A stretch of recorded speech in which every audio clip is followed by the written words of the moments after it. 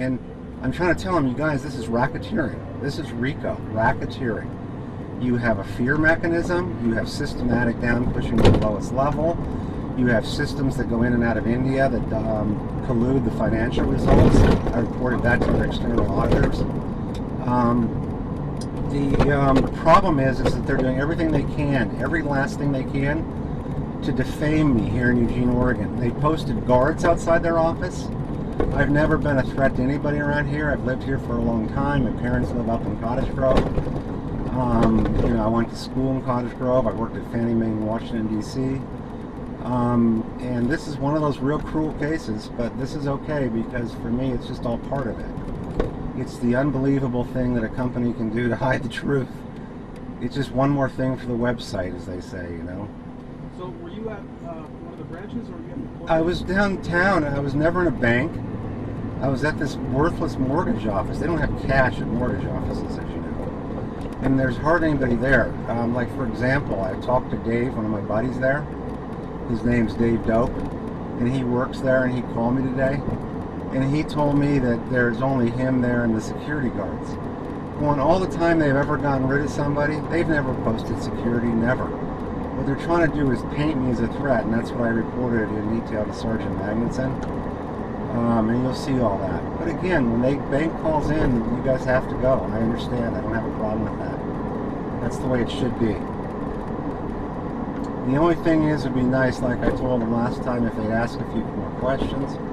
But then I understand in a way they can't, because, you know, you assume the bank's telling the truth. And 99% of the time, the bank is telling the truth. That's the thing, you know, in this case.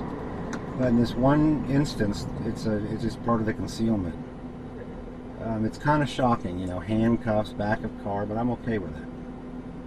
Well, you know, unfortunately, you're the second person today that I've had to arrest where I am not the investigating officer. It's not a problem. I'm just the guy that was assigned to go out and arrest.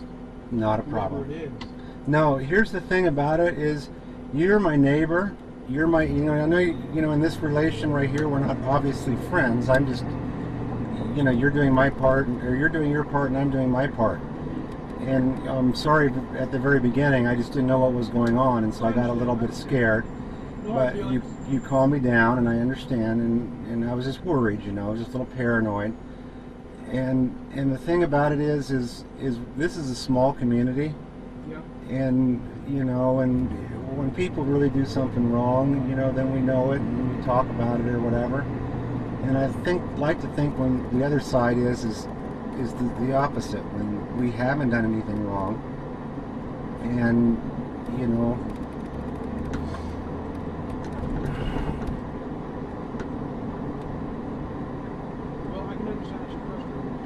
Not really. More disgusted, if you will. It's kind of hurtful, but on the other hand, it's the trial by fire. You'll see it in the news one day. I didn't trespass in any sense, way, or form with these people.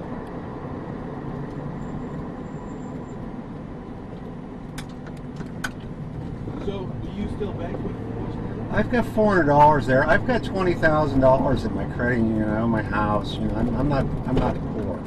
I use a credit union too. I'm telling you, when I worked at the bank because of I thought the mortgage op was okay. But when you got in there and then you know, I've been in the biz 30 years and you document what it is, it's kind of problematic for them, as you can see. Yeah.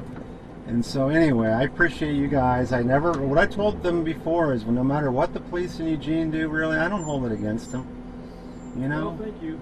You guys do what you got to do, and you know, as long as we all cooperate, then it all works out. It's the system. And you know, what I'm going to lodge you on today, the Yes, sir. trespass, it's not a very hefty charge. It's okay. Whatever. So Yeah. you probably might be out before midnight. Hey, can I make my phone call? You can make a phone call, but you'll only be able to make a collect call. So Oh, okay. whoever you call has to be able to accept it. No worries. So I might be out by midnight, huh?